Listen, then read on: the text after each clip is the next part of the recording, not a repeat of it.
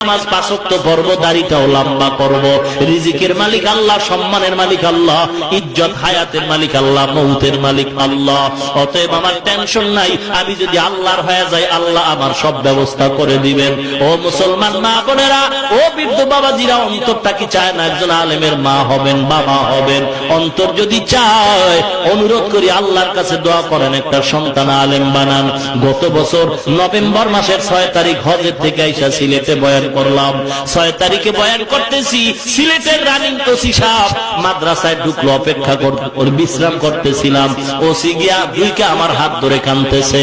Principal কয়, হুজুর এই লোকটা এই বর্তমান থানার ওসি রানিং, এখন সে কাঁদতেছে, দোয়া চাওয়ার জন্য আসছে।